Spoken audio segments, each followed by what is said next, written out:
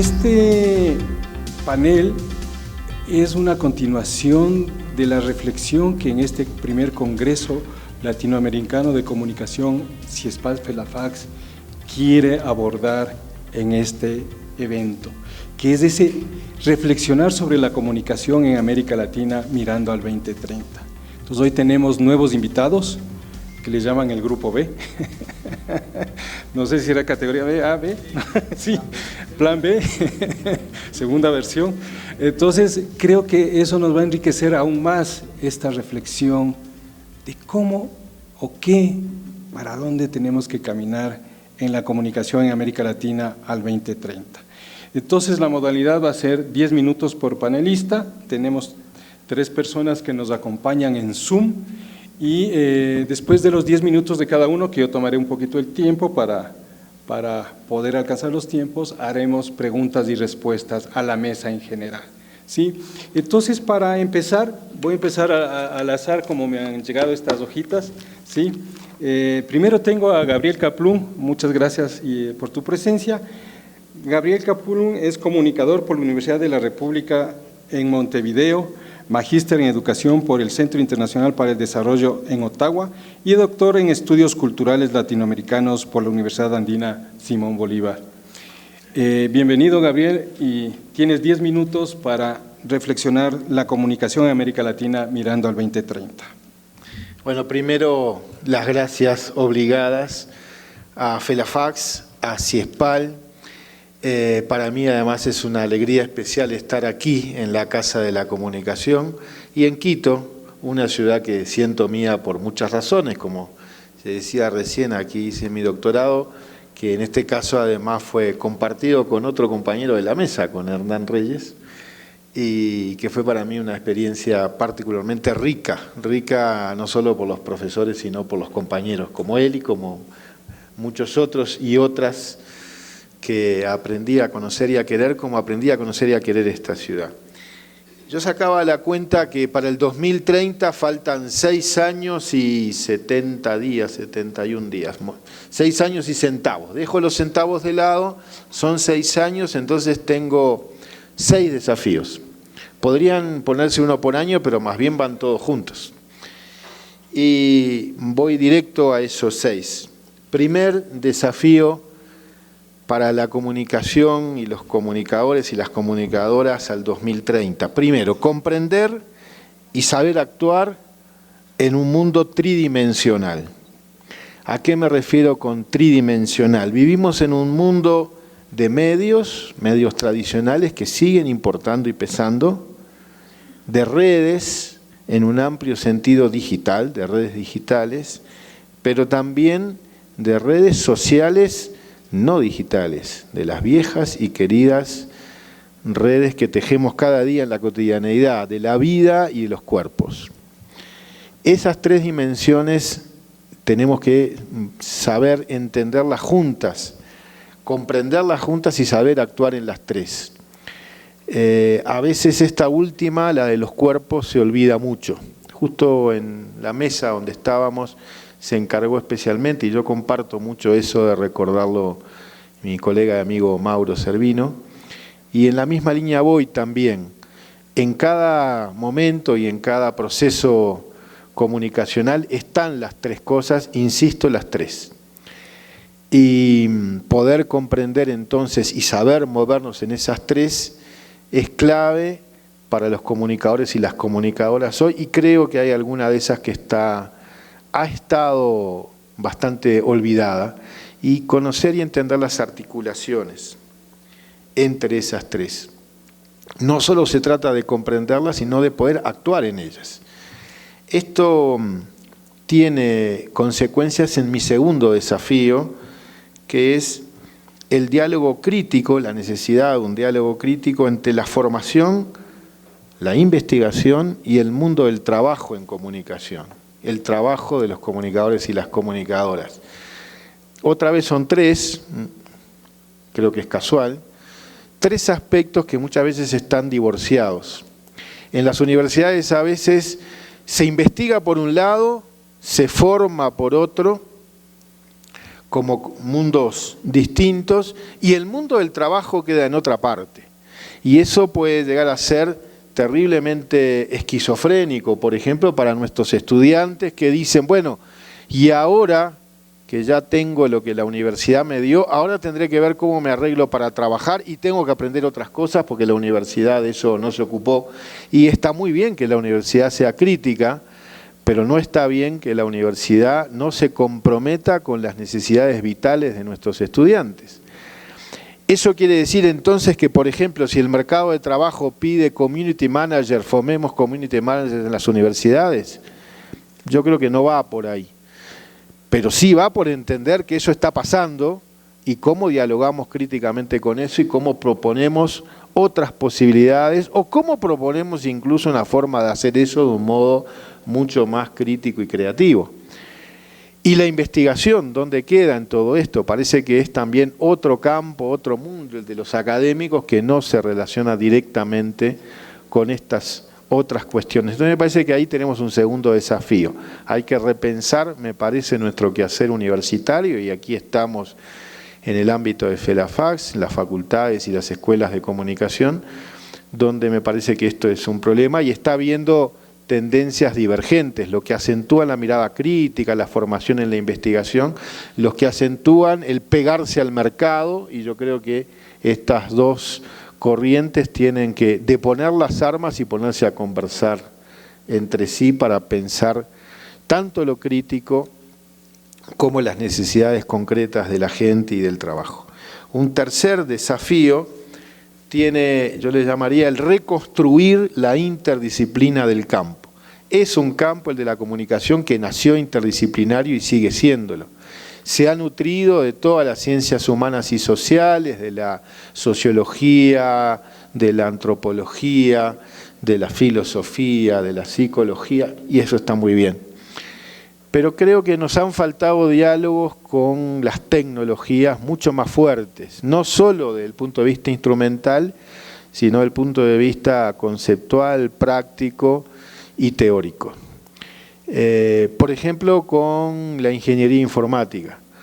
Terminamos, por ejemplo, siendo muy críticos de este mundo algorítmico en el que estamos inmersos, pero tenemos que ser capaces de ayudar a construir otros algoritmos que nos permitan hacer lo que queremos hacer en ese mundo digital. La interacción con los ingenieros no puede ser, no debe ser meramente instrumental. Nos quejamos a veces de que nos instrumentalizan a nosotros, a los comunicadores, que nos ponen al final de la cadena de montaje para decirnos ahora que ya hemos pensado, ustedes comuniquen. No nos gusta, discutimos, está bien, no es nuestro papel. Deberíamos estar al principio discutiendo desde el principio, desde el comienzo, la comunicación estratégicamente. Pero a los ingenieros a veces se quejan de lo mismo, que después que hemos pensado nosotros les pedimos, hazme el programita, desarróllamelo.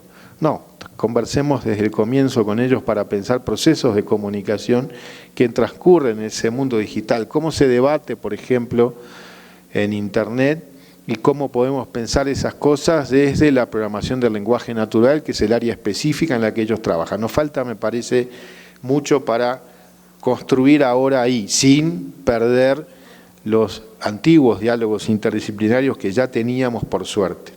Un cuarto desafío actual y para el 2030 creo que va a seguir plenamente vigente es cómo contribuir desde la comunicación a la organización social en contextos neoconservadores tan radicales como los que estamos inmersos. Cómo entender estos vendavales conservadores tan terribles que estamos viviendo en nuestros países latinoamericanos. En la cena de anoche hablábamos con algunos colegas de lo que ha pasado en Brasil, de lo que está pasando en Argentina en estos momentos, de voces que dicen cosas que pensábamos que no podían decirse, que no tenían lugar en la conversación pública y que la tienen de un modo terrible, pero vayámonos a Europa a ver cómo justo 100 años después hay una fascista gobernando Italia.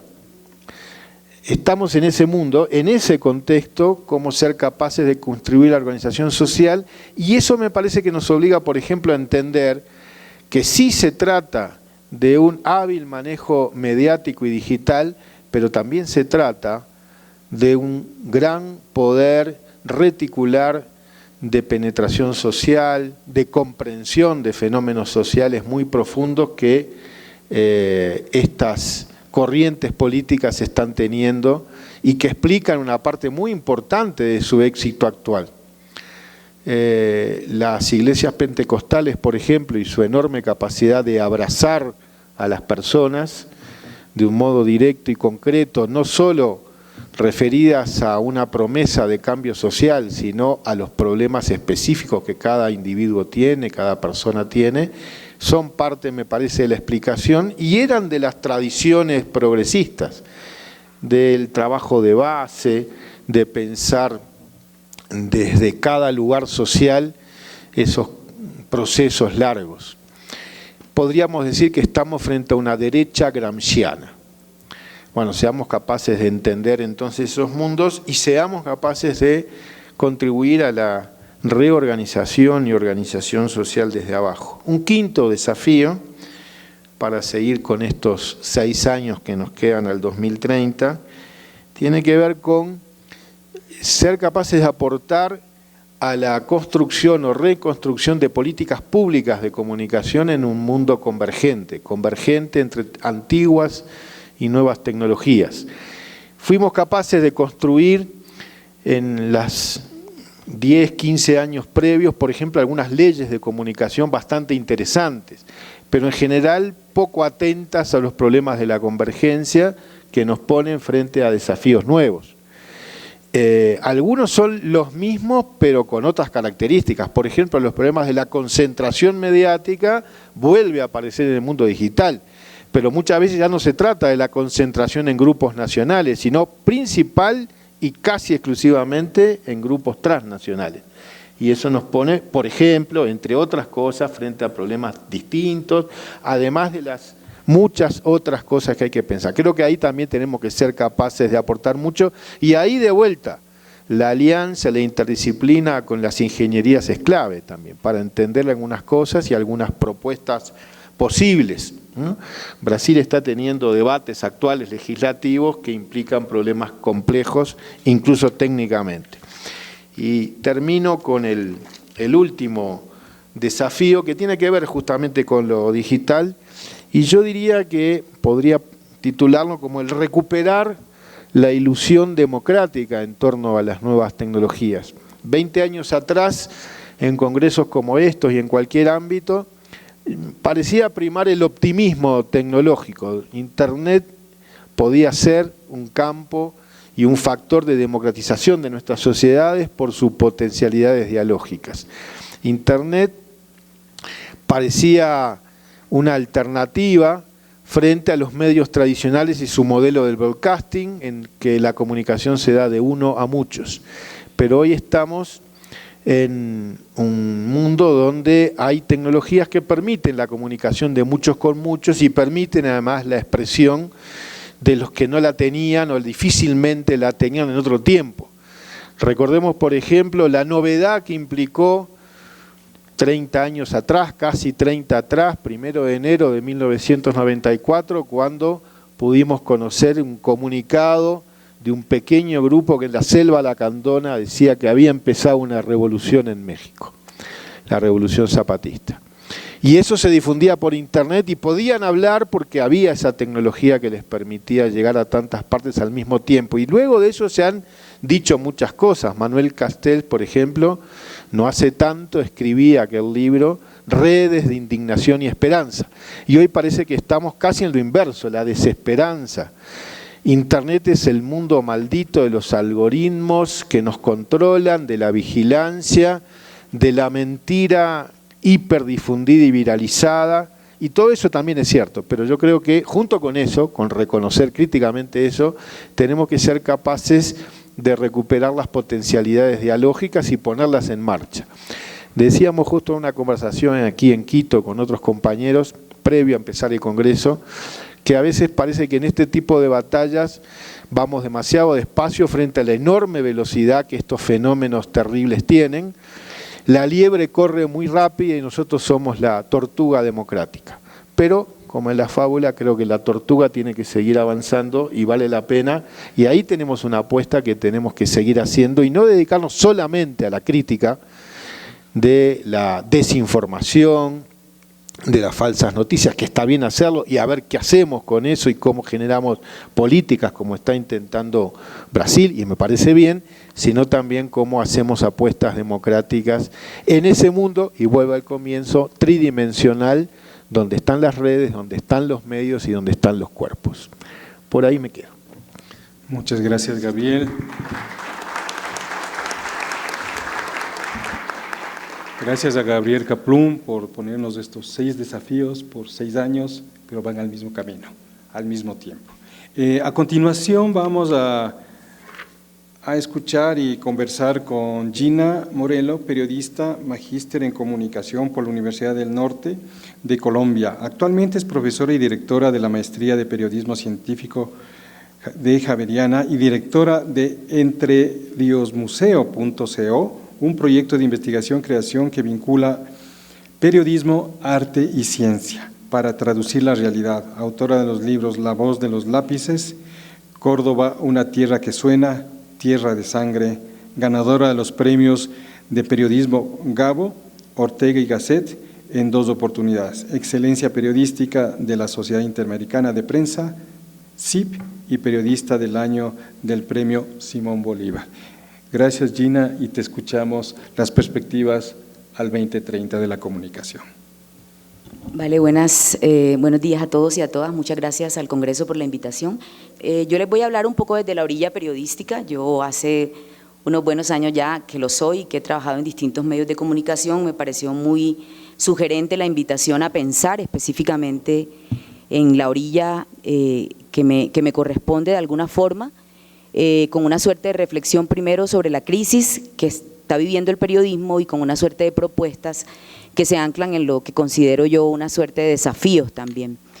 Y bueno, voy a avanzar un poco rápido haciendo también como unos cruces con el ejercicio que desde la academia estamos planteando también desde una perspectiva siempre crítica. Bueno, la industria de los medios viene enfrentando una situación bastante complicada, ya todos lo sabemos. Yo celebro de todas formas el haber escuchado 10 maravillosas ponencias en una mesa en la que me acompañó la compañera Graciela, Periodismo, Medios y Desinformación, en donde de hecho recogemos o coincidimos en algunas de estas reflexiones, ¿no? Y esta actualidad dura pues nos ha supuesto unos cambios hasta ahora bastante difíciles, en un principio para los medios tradicionales, quienes de alguna manera asumieron las transformaciones en estas 3 décadas fuertes de la disrupción digital, pero con una suerte de decisiones complejas. Una de ellas que yo cuestiono muchísimo tiene que ver con el asunto de disminuir los escenarios del periodismo de investigación, dejando de lado a grandes periodistas de investigación, a mentores de las nuevas generaciones, y por tanto surgen toda esta cantidad de preguntas en la academia, cuando somos profes de periodismo, sobre hacia dónde dirigimos nuestros intereses y eso es lo que nos mueve, ¿no? Y bueno, eso paralelo a todo un modelo de sostenibilidad. Hace más o menos 20 años vengo escuchando cada vez que nos reunimos en los encuentros de periodismo de investigación cuál es el modelo a seguir. Esta disrupción digital que consiste justamente en empezar a lidiar con un montón de herramientas y con una suerte de posturas que todavía no se han podido esclarecer, pues lamentablemente ha tirado a la baja el desarrollo de los medios. Y si bien tenemos un ecosistema creciente, en lo digital tenemos unos problemas bastante complejos. Acá yo me permito compartirles un trabajo muy interesante que hicieron un grupo de periodistas y profes de Colombia, una línea de tiempo que da cuenta precisamente como de estas enormes dificultades. Y allí están los elementos planteados desde 5 ejes principales, que son la crisis del modelo de negocios, la percepción de lo que los medios toman partido en las situaciones, los deficientes ecosistemas de medios públicos, la soberbia de los medios, la baja calidad de los contenidos y por tanto una pérdida de credibilidad y confianza que todos hemos venido viendo o venimos siguiendo de alguna forma desde diferentes estudios que se han planteado.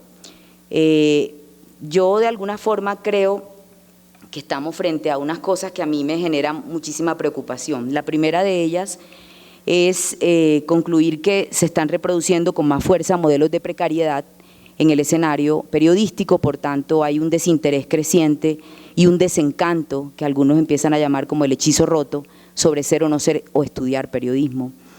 Y de alguna manera esta defensa del uso de la palabra como una suerte de rebeldía conceptual para hacer un buen trabajo periodístico ya se ha convertido de alguna forma de la mano de la aparición en las redes sociales de una suerte de cámara de eco de egos, precisamente desencantando todavía más a las nuevas generaciones, ¿no? Estas líneas cada vez más débiles que existen entre influencers, periodistas y activistas, otra forma de ver estas dificultades. Y bueno, un cuarto poder diluyéndose muchísimo en ese escenario.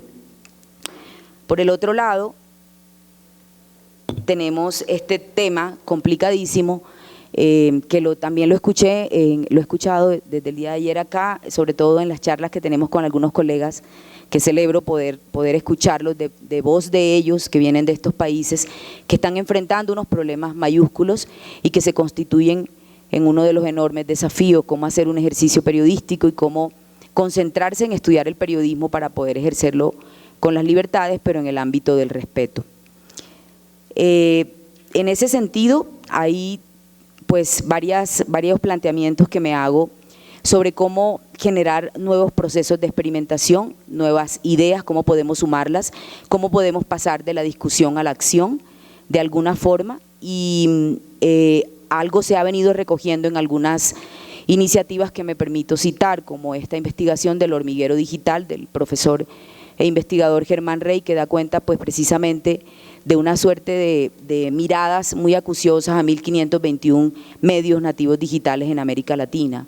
También todo lo que nos viene de alguna manera, yo diría bombardeando el Digital News Report del 2023 sobre precisamente la creciente información que se traduce a través de las redes sociales y que contribuyen, sí o no, de alguna forma muy poderosa a todos estos escenarios de desinformación.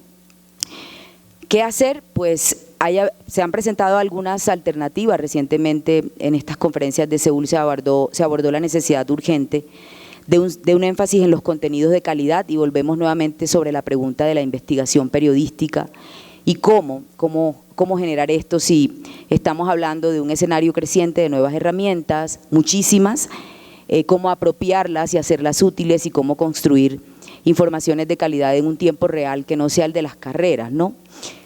En ese sentido, me voy a pasar acá para precisamente plantear ya con mayor especificación lo que traigo para ustedes, y es esto. He escuchado de alguna manera, de forma muy reiterativa, el planteamiento de un escenario absolutamente catastrofista para el periodismo. Yo creo particularmente que hay una cantidad de ejemplos bastante interesantes a nivel de la región que pueden trazarnos algunas luces, y me permití en 2 slides recoger ejemplos de cada uno de nuestros países latinoamericanos que dan cuenta de un ejercicio sostenible y sostenido en temas tremendamente cruciales, pasando por ambiental o lo que veíamos ahorita rato de este documental maravilloso en clave de ambiente y ciencia, pero al mismo tiempo también en clave de escenarios que contribuyen a combatir la desinformación con mayor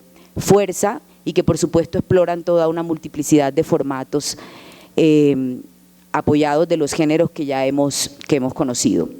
Estas iniciativas, la mayoría de sus directores los conozco y estuve conversando con ellos para poder plantear este futuro imperfecto que me habla de estos 8 puntos o que me resuenan a mí en lo particular.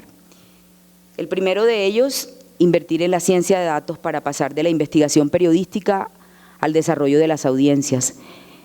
Si bien tenemos hoy unos nombres rimbombantes muy interesantes como editores de audiencia.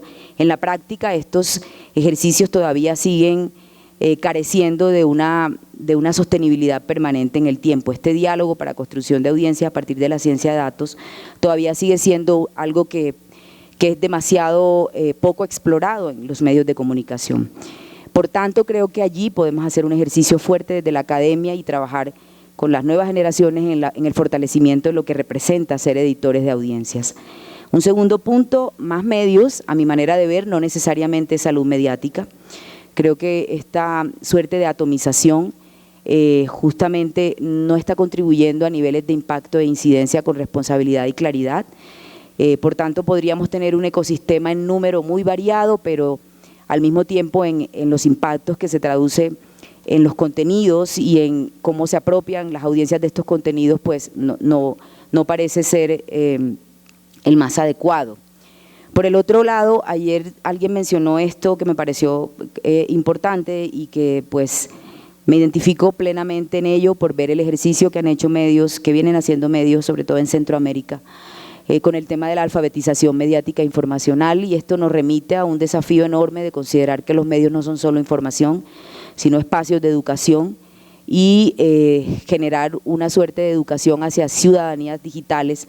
Creo que es una urgencia que podemos desarrollar perfectamente en este desafío del 2030. Privilegiar lo local y sus diversidades para descentrar la realidad es algo que venimos viendo con mucho poder y con mucha fuerza, sobre todo en medios territoriales e incluso en espacios que se construyen muy lejanos a los escenarios tradicionales de la construcción de un medio de comunicación, con una suerte de horizontalidades bastante desafiantes e interesantes de cara a lo que producen en sus comunidades. Algunos de esos medios estaban en los slides anterior. El quinto punto, la transparencia de los medios y los temas de autorregulación. Y este no es menor. Y casi siempre nos genera toda una suerte de preguntas sobre hasta dónde los medios, no solamente con el tema de los datos de quienes los consumen son transparentes, sino con las metodologías que emplean para hacer sus ejercicios de investigación. La disciplina que yo enseño y practico es el periodismo de investigación y datos, que nos convoca justamente a que seamos más transparentes en las metodologías que compartimos, en el proceso del hacer para luego transmitir, y ahí hay un vacío enorme que justamente no contribuye a mejorar esos decrecientes niveles de credibilidad. Por el otro lado, un sexto desafío es esto de vincular periodismo, arte y ciencia en la construcción narrativa y en el ejercicio de los nuevos formatos.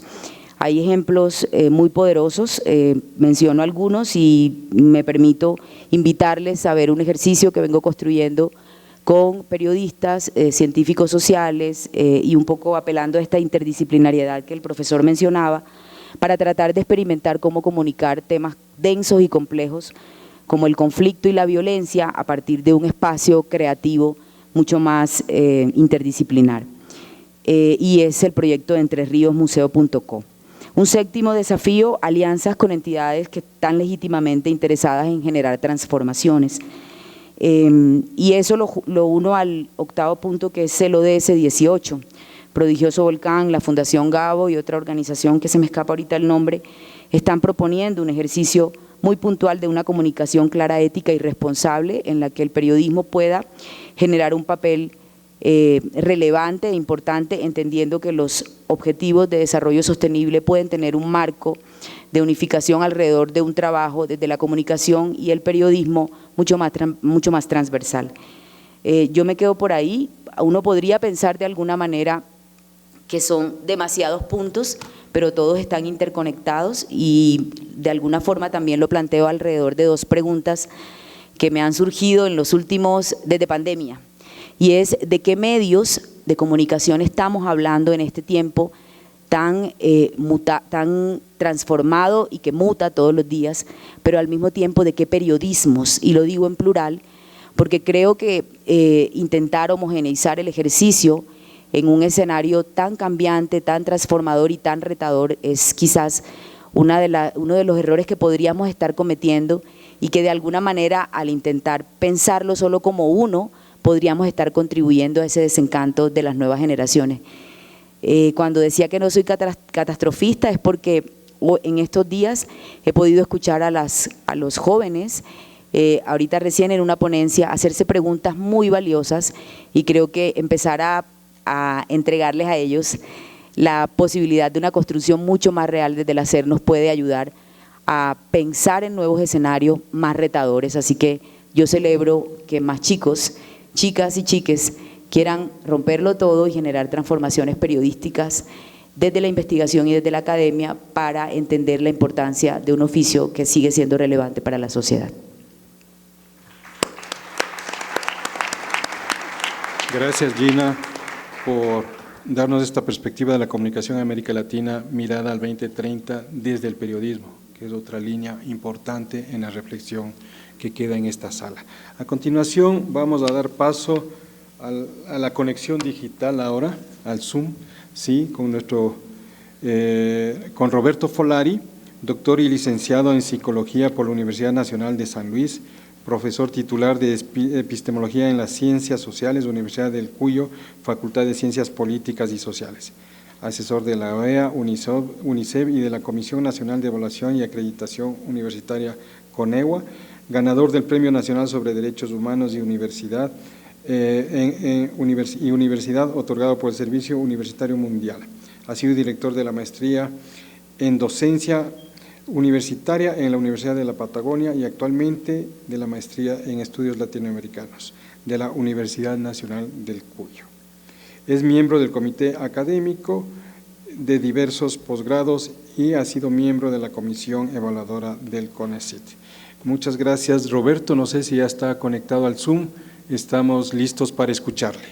Bueno, el agradecimiento inicial por lo que es esta invitación de parte de CIESPAL y de las autoridades de este encuentro, y que me permite conjuntarme con colegas de destacadísima calidad, y por cierto, varios de los cuales conozco desde mucho tiempo, incluso desde allí, desde Quito, donde he tenido que realizar trabajos sobre comunicación, ¿no?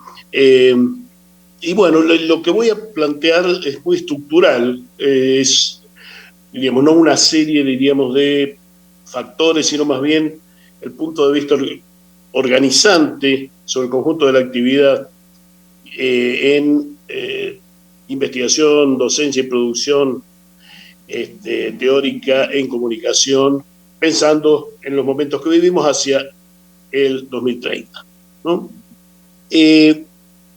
Estamos en un contexto, como ya se dijo, de nuevas derechas que usan muy bien las llamadas redes sociales, las redes electrónicas, sobre todo con los jóvenes, donde las fake news son permanentemente trabajadas en los medios y en las redes y se hacen indiferenciables a menudo de otro tipo de noticias que fueran verídicas. El uso de trolls en momentos electorales principalmente, pero no solo en momentos electorales, de la actividad política, en muchos casos trolls sentados, como se ha hecho en la Argentina. Perdón, entonces decía que también en tiempos de lawfare, que el lawfare amenaza en la unión entre lo jurídico y lo mediático a los líderes populares. Los casos más claros, y no los únicos, son los de Lula, los de Correa y los de Cristina Fernández de Kirchner. Lo cierto es que de todos y cada uno de ellos se ha hecho fuertes linchamientos mediáticos, y el linchamiento mediático ha sido previo y luego ha acompañado los procesos judiciales de liquidación de líderes populares, en fin, que no ha terminado propiamente en liquidación, pero sí en fuerte debilitamiento, cárceles, exilios, persecuciones internas, etcétera, juicios, como acá en Argentina. Todas estas cuestiones son muy centrales, y creo que lo que sobre ello se ha trabajado en el área conceptual de comunicación está lejos de ser suficiente, muy lejos, ¿no?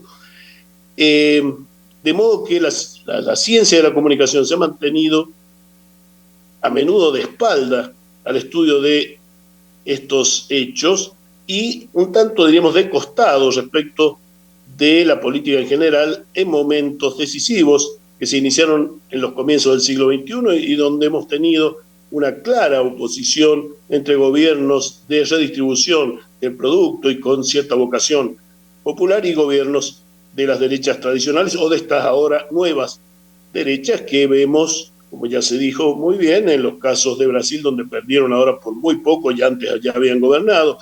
No sé, en el caso de Chile, donde estuvieron muy cerca de la victoria, y ahora en el caso de la Argentina, que las elecciones son en 3 días, ¿no?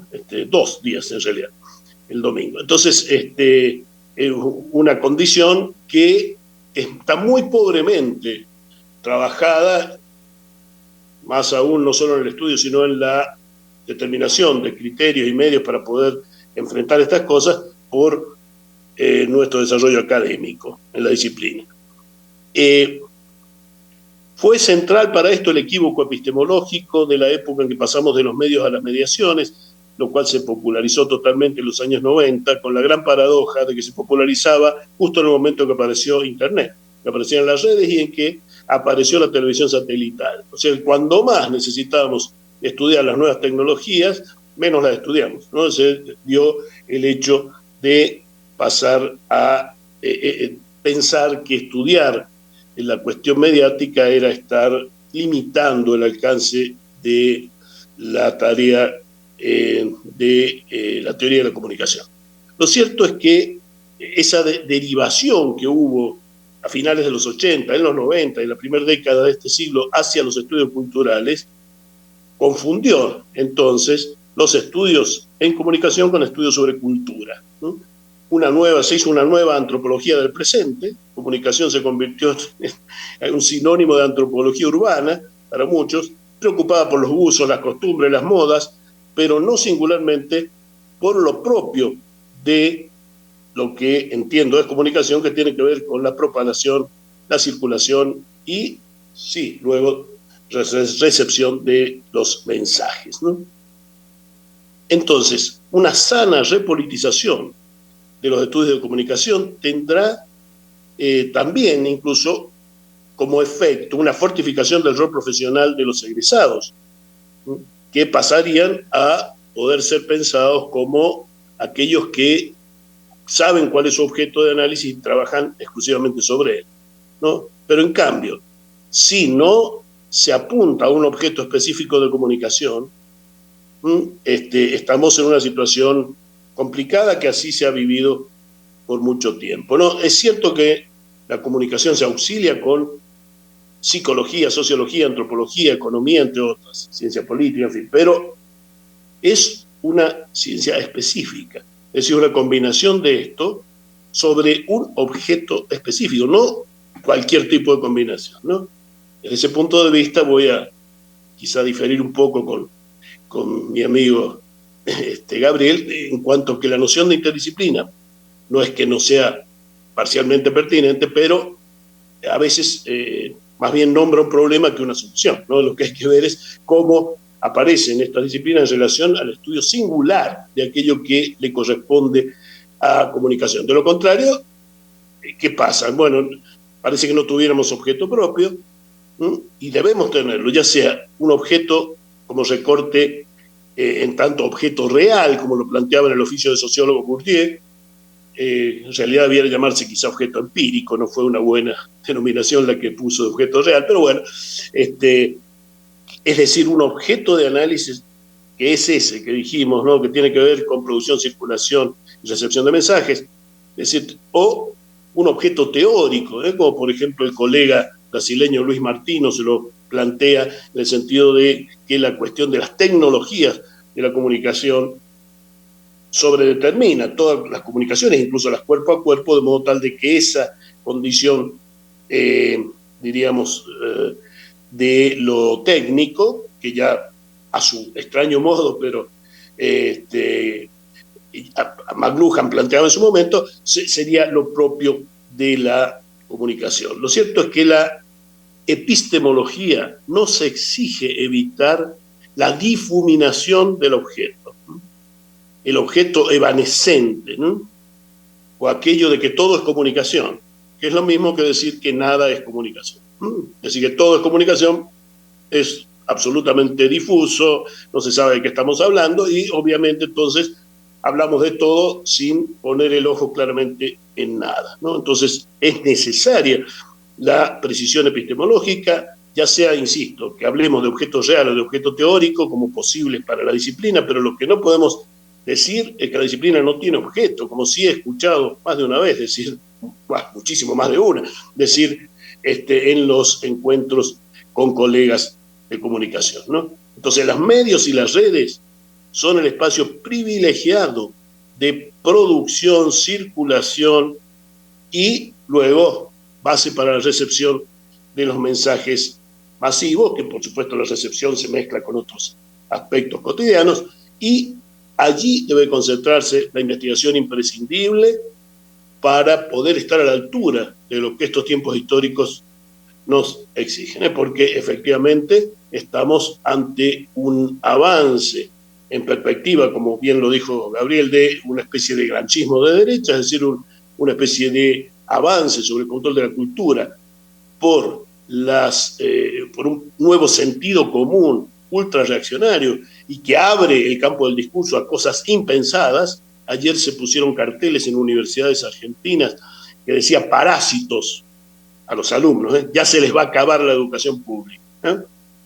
Vagos, ustedes que no trabajan, ustedes que reciben todo de arriba, ya los vamos a echar a todos y van a tener que pagar, ¿no? Bueno, este nivel de barbarie a lo cual estamos asistiendo, inaudita, digamos, si no es comunicación uno de los sectores básicos en que tenemos que responder, ¿cuál es? Porque comunicación, digamos, y los medios y las redes son uno de los lugares preferenciales desde los cuales se está trabajando estas nuevas posiciones ideológicas y están ganando adeptos y seguidores. Así que hay mucha tarea por hacer y eso, insisto, una tarea que creo que permea el conjunto de actividades que podemos hacer aquellos que nos ocupamos de comunicación, ¿no?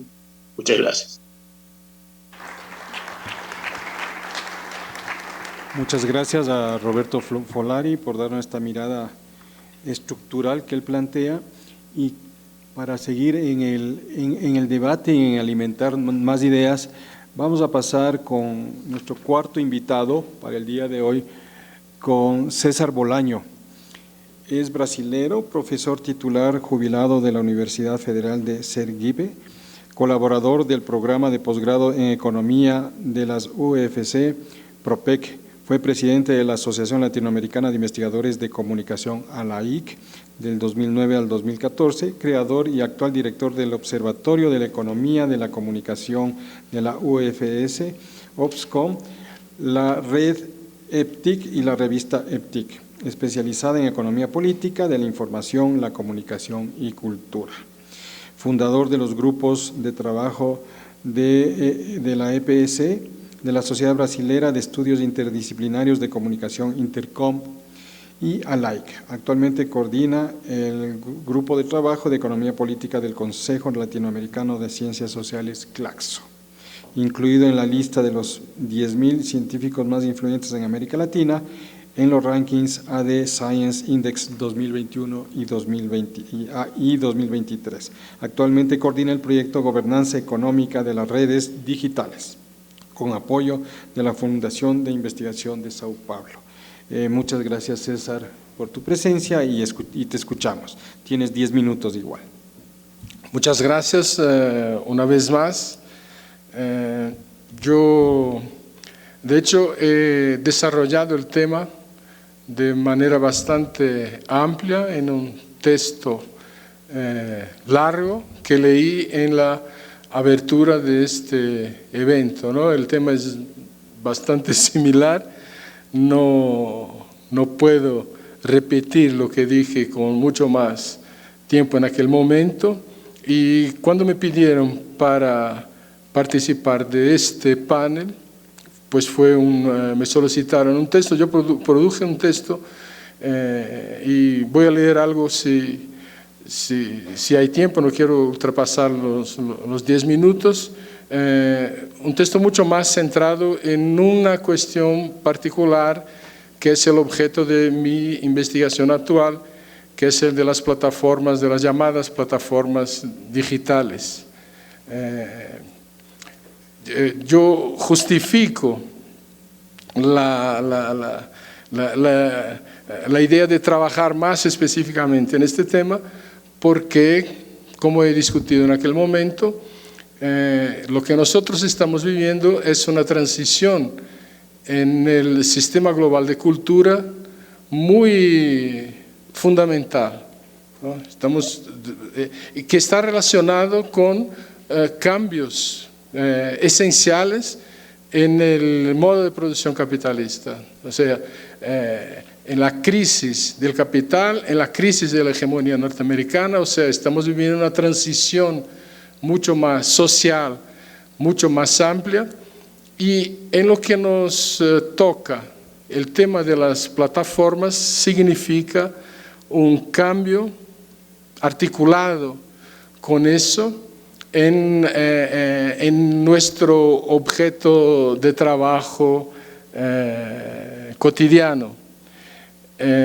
Un aspecto importante de eso es el tema de la cuestión nacional, cómo está propuesta en este momento, porque esta transición, Gabriel ya lo ha mencionado en passant en su presentación, tiene que ver con un proceso de internacionalización, de pérdida de lo nacional, de la regulación nacional en relación a formas más internacionalizadas de regulación de los medios de comunicación, de los sistemas de mediación social, que es nuestro objeto, es el objeto de nuestra disciplina. Entonces, si en el pasado teníamos un sistema de industrias culturales nacionales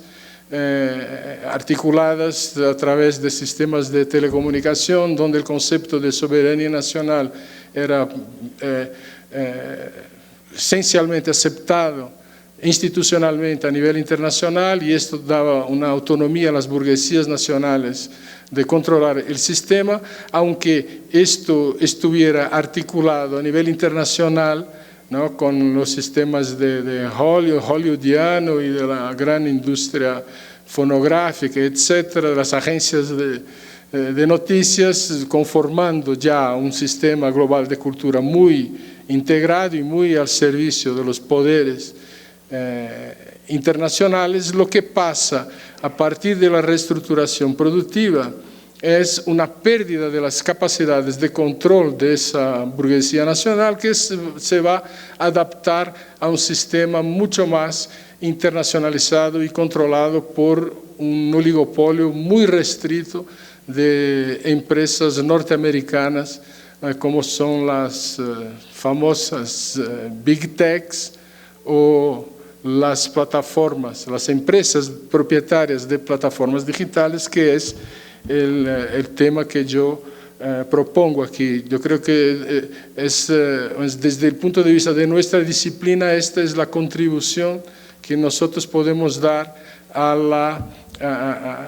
la discusión sobre el futuro del capitalismo y lo que podemos pensar en términos del horizonte de 6 años que nos fue propuesto, ¿no? Porque en este momento estamos precisamente a nivel nacional y a nivel internacional con el tema de la regulación de las plataformas digitales. O sea, este es un tema central, tan importante para el debate sobre la democratización de las comunicaciones, como fueron los temas que nosotros estábamos habituados a discutir en el pasado.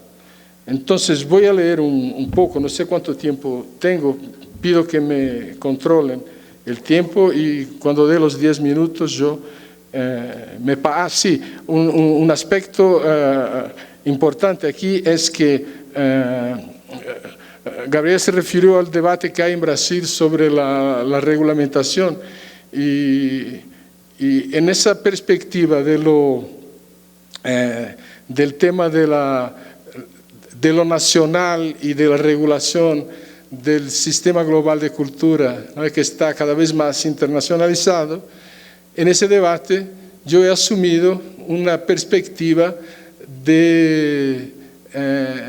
que defiende un determinado tipo de desarrollo. El tema del desarrollo, desde mi punto de vista, es un tema central y tal vez sea una cuestión que nosotros debemos discutir con un poco de calma, porque seguramente hay diferentes perspectivas en ese sentido, pero el hecho es que el tema de la cuestión nacional en este momento significa, entre otras cosas, la precarización del trabajo radical, incluso a través de las plataformas, también por las políticas neoliberales que vienen siendo implementadas ya desde tantos años, desindustrialización,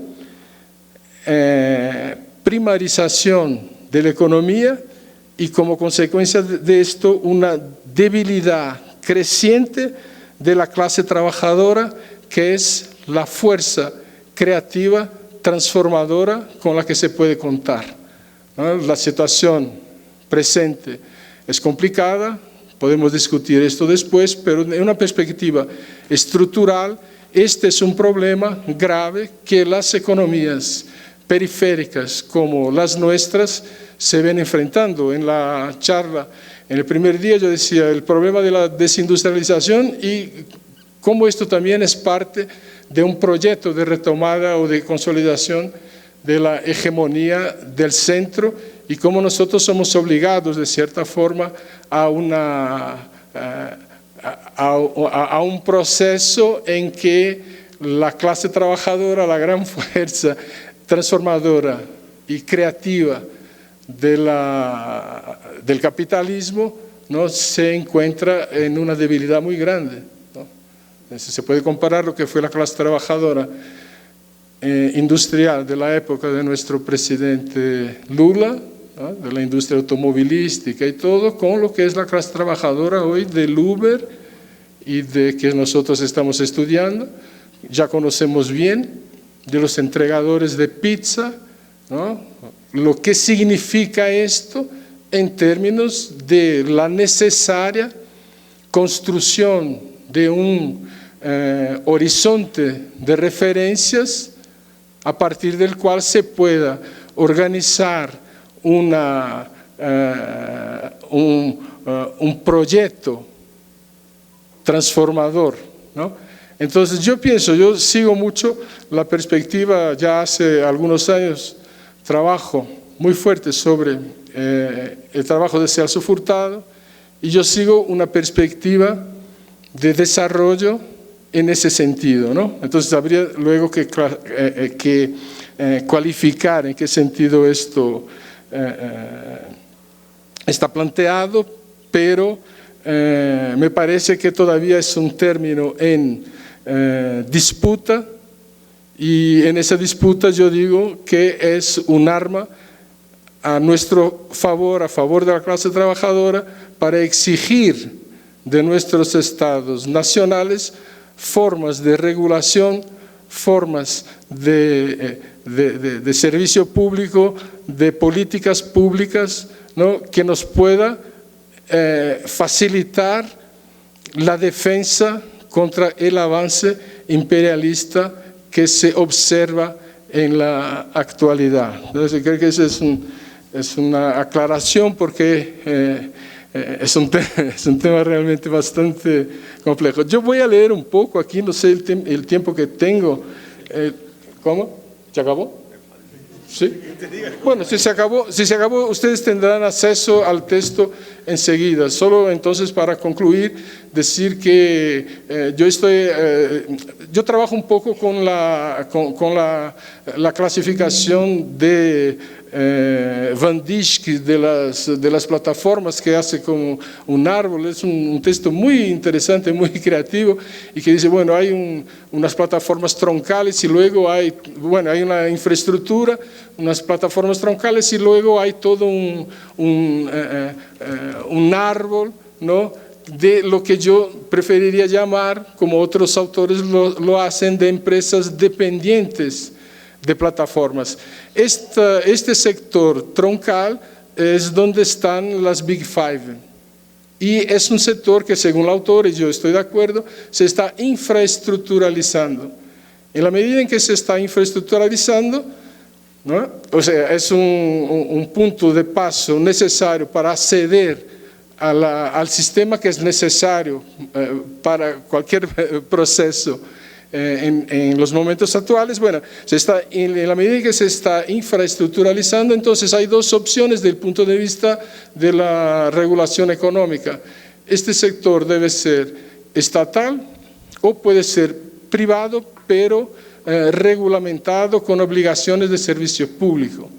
Aquí tenemos un debate. Del punto de vista de la regulación voy a decir, bueno, hay que fomentar, como hacen los chinos o los vietnamitas, que yo cito rápidamente, aquí el desarrollo de las plataformas nacionales como sea, pero en algún momento el Estado Nacional tendrá que tratar del eje central, que es lo que nos va a permitir la autonomía cultural, que es lo que Furtado define como el aspecto central de las políticas de desarrollo. Bueno, yo voy a parar, entonces no hay tiempo de leer nada, pero ustedes tendrán acceso al texto completo. Muchas gracias. Muchas gracias a César Bolaño y podemos acceder después al texto que nos quería compartir el día de hoy. Y gracias por esta reflexión alrededor de las plataformas digitales, que es un fenómeno que se va ampliando y va precarizando una serie de situaciones en nuestras sociedades. A continuación, quiero pedir la palabra, nuevamente regresamos al Zoom, a lo digital, a Raquel Paiva, profesora emérita de la Facultad de Comunicación en la Universidad Federal de Río de Janeiro, investigadora asociada del Consejo Nacional de Investigaciones Científicas de Brasil y autora de más de 10 libros sobre comunicación comunitaria. Uno de ellos es O Espíritu Común, editorial Manaus, Río. Se licenció en periodismo, se especializó en CIESPAL, Quito, y obtuvo su maestría y doctorado en el programa de doctorado de Comunicación y Cultura en la Escuela de Comunicación ECO UFRJ. Fue parte de las juntas directivas de asociaciones de posgrado como Campos e Intercom. Fue fundadora del LEC, Laboratorio de Estudios en Comunicación Comunitaria, donde sigue como investigadora. Su tarea de trabajo es la crítica de medios, centrándose en las nuevas formas de comunicación, comunicación alternativa, comunitaria, contrahegemónica y periodismo, con numerosas publicaciones sobre estos temas en Brasil y en el exterior. Fue coordinadora por Brasil de la investigación Sistemas de Medios en Flujo de la BRICS, asociación, grupo y foro político económico conformado por Brasil, Rusia, India, China y Sudamérica. Bienvenida, Raquel, y te escuchamos. En primer lugar, me gustaría mucho, quisiera agradecer por la invitación a participar en el primer congreso que reúne dos instituciones fundamentales para los estudios investigaciones de comunicación en América Latina, FELAFAX y CIESPAL. CIESPAL, yo soy ex-becaria y por esto yo hice un guión. Yo estuve en el curso, un taller de radio en los 85. Bien, la propuesta de este panel es muy desafiante y nosotros escuchamos los colegas con ideas muy interesantes.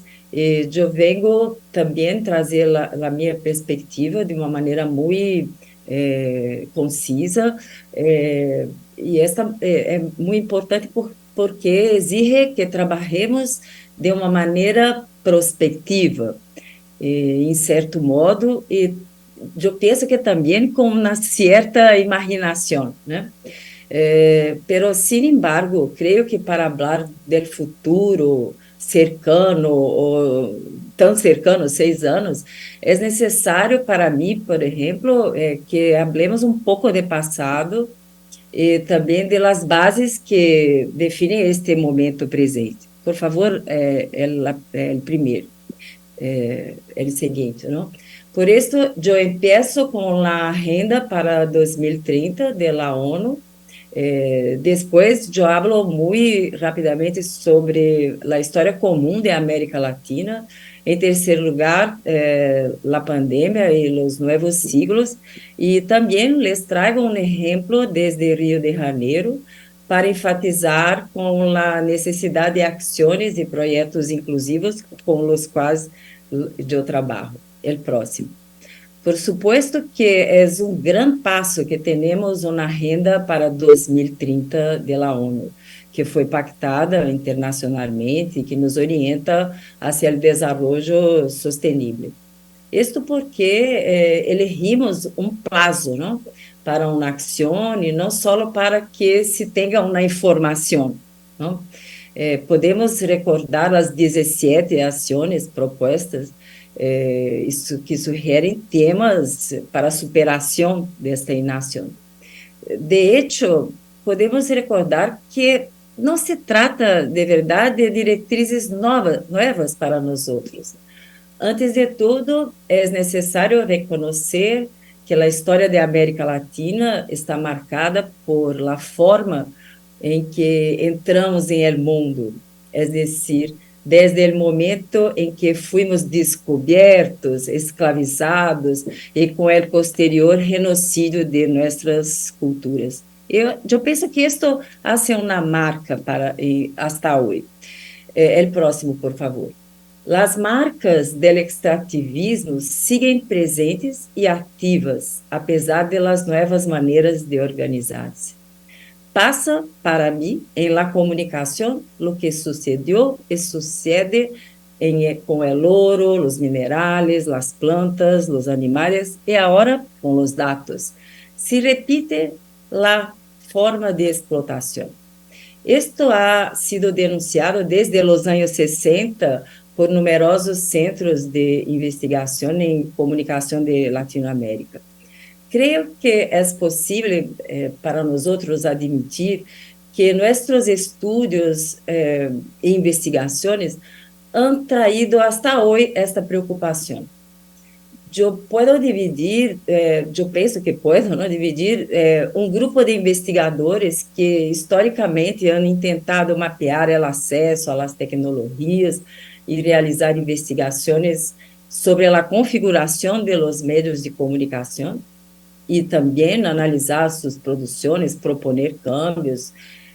Outro grupo, em lo qual eu me incluo, sempre ha dedicado a estudar e produzir alternativas ao modelo produtivo hegemônico de los grandes conglomerados globais, aún com a densificação tecnológica e as redes sociais.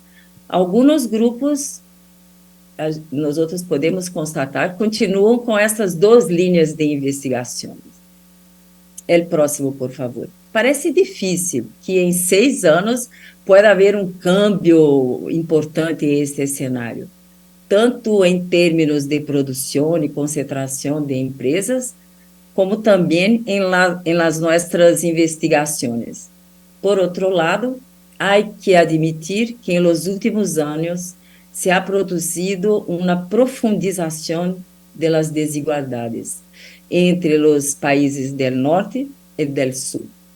Os do hemisfério norte se dedicam cada vez mais à produção e registro de patentes e dados, mientras que a los del sul se les ha dado el papel de consumidores e provedores de matérias-primas, incluso dados. Sin embargo, este cenário que se ha mantenido inalterado por siglos pode enfrentar novas estruturas em los próximos anos. Isso se deve à entrada de uma nova forma aún em processo e que ha deixado marcas bastante profundas, tanto a nível econômico, político, social, como também a nível do próprio indivíduo. O período pandêmico e o câmbio climático, principalmente, acentuaram transformações que alguns teóricos han imaginado algo mais bem como não só câmbio, pero uma verdadeira metamorfose. Uma metamorfose de lo social, que depois podemos falar um pouco mais, se tem tempo ou tem em meu texto também, cujo rosto desconhecemos e que pode criar cenários tanto utópicos como distópicos. Eu poderia apresentar-lhes casos de solidariedade concretos, mas também cenários distópicos, bordeados de guerras, agitações sociais e acontecimentos climáticos devastadores. O próximo. E, sem dúvida, estas transformações já se estão produzindo em el momento presente e convivendo com ordens antagônicas. Por exemplo, o caso de Brasil, um país desigual, com a população de 211 milhões, onde a inteligência artificial está presente desde há cerca de uma década com a produção de conteúdos junto a periodistas, muito que se hace há tantos anos, e temos, ao mesmo tempo, 35 milhões de pessoas sem acesso à água potável e 100 milhões sem serviço de alcantarillado sanitário. Lamentavelmente, estes outros temas não menos importantes propostos para a Agenda 2030 demonstram, confirmam que as políticas e os governos de nossos continentes historicamente não combinam economia, o desenvolvimento tecnológico e as condições de resistência de sua população com a mesma importância e buscando alcançar os mesmos níveis. A falta de destino comum é trágica e uma das consequências visíveis da profunda desigualdade social que existe em nossos países. O hilo que aparentemente imperceptível conectava as gerações e sostenía a identidade do grupo social se volvió frágil e não é possível articular uma preocupação por el futuro comum. Também, qualquer ideia de futuro, cercano ou lejano, se vuelve sombria que os projetos, à medida que os projetos governamentais, quando existem, se limitam a uma parte muito pequena da sociedade. Para poner um exemplo desta desconexão entre a vida real e os projetos, eu poderia recorrer à cidade onde vivo, Rio de Janeiro, uma cidade de 6 milhões de habitantes e que é uma postal para o mundo. En esta ciudad se encuentran la sede de los grandes medios de comunicación centrados en la producción de narrativas basadas en una estructura política similar a de los países del hemisferio norte, que están, en realidad, cada vez más alejadas de la realidad de la población local y no responden en absoluto con la estructura del poder vigente cada vez mais governado por milícias, paramilitares e narcotraficantes. Estes grupos dominam atualmente quase a totalidade das 800 favelas, onde vivem 25% da população da cidade. Mientras estas pessoas vivem como rehenes e barram forte terror, em los medios pouco se diz sobre o que sucede em estes territórios. Donde já não há acesso livre à internet, as milícias controlam todo, gestionam todo o comércio, desde o pão, a medicina, a água, gás e também a internet. O próximo, por favor. Em definitiva, o que queria descrever era hasta que ponto nossos países, de maneira muito similar, seguem sendo vítimas do extrativismo. E que, además de possuidores de riquezas naturais, historicamente também somos autores de criativos projetos, como, por exemplo, eu pensei em 2 ou 3, o projeto CyberSim de Chile, durante o governo Allende, muito bem descrito por Morozov em seu podcast Santiago Boys, Também el caso de Venezuela, que com sua indústria produtiva logrou ter a primeira televisão na América Latina apenas 2 anos depois das emissoras de Estados Unidos, ou também a inventiva rede SNET de Cuba. Mi intención aquí es llamar la atención sobre el hecho de que es cada vez más urgente comprender la situación en los países del sur, especialmente teniendo en cuenta el agotamiento de los recursos naturales del mundo, como vimos en el filme hoy por la mañana. No se trata de producir un 2030 utópico o distópico, pero sí de enfatizar que necesitamos construir proyectos inclusivos. La comunicación, también vimos por la mañana, es fundamental en este proceso. Y lo que quiero enfatizar es que debemos incentivar la comunicación comunitaria y reflexionar para crear una nueva comunicación más inclusiva. Una vez más, aunque sea muy complejo, devemos cambiar, fazer esforço para cambiar a ideia que para nós outros de América Latina o futuro está sempre em la lista de espera. Muitas graças. Aí está meu correio e vou ser muito contenta se me chamam e se me querem alguma informação mais. Muitas graças. Muchas gracias a Raquel Paiva por esta visión para el 2030, desde esta mirada más de los proyectos inclusivos y la comunicación comunitaria y con proyectos creativos. A continuación quiero presentar a nuestro siguiente panelista que nos acompaña aquí, es Hernán Reyes, licenciado en Sociología y Ciencias Políticas de la Universidad Central del Ecuador, máster en Desarrollo y Género de la Universidad of East Anglia, Norwich, diplomado en Planificación Social, Comisión Económica para América Latina, Santiago, formación en Estudios Culturales Latinoamericanos, Universidad Andina Simón Bolívar, sede Ecuador, docente de la Universidad Andina Simón Bolívar, sede Ecuador, asignaturas Comunicación en Salud, Epistemología de la Comunicación, Nuevas Sensibilidades en la Comunicación, taller de tesis, Educación, Género, Interculturalidad, Opinión Pública, proyectos de investigación en estudios de recepción mediática, gestión de fuentes comunicacionales y periodísticas, fundamentos de los estudios culturales. Muchas gracias, Hernán, tu presencia aquí y igual tienes 10 minutos para compartir tus miradas. Gracias, buenos días o tardes, no sé, a todos, a todas. Quiero agradecer a CIESPAL, a la FELAFAX por esta invitación. Estoy muy honrado de estar en esta mesa.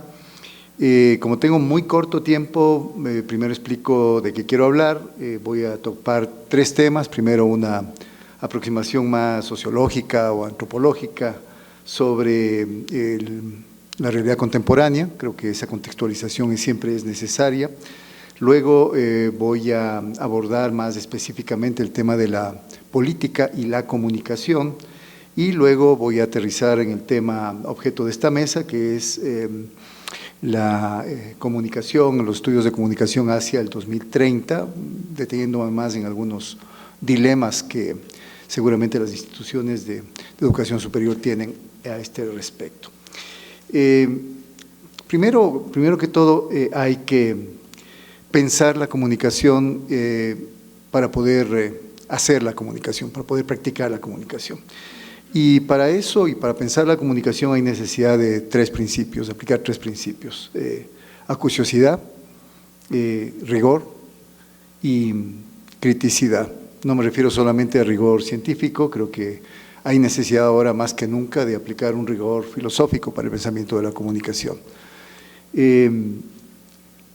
Porque la velocidad de los cambios que se dan en el mundo contemporáneo hace que si no tenemos esos 3 principios, seguramente el desarrollo, en este caso, de, por ejemplo, los nuevos dispositivos de comunicación e información, vayan muchísimo más veloces que la capacidad del ser humano para entender qué es lo que está pasando.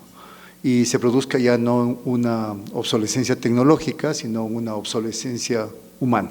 El ser humano se va quedando atrás va generándose lo que algún pensador de la Escuela de Frankfurt, poco conocido, Gunther Anders, decía, la vergüenza prometeica, y se va quedando el ser humano simplemente constreñido a no poder avanzar al ritmo y a la velocidad de los dispositivos tecnológicos.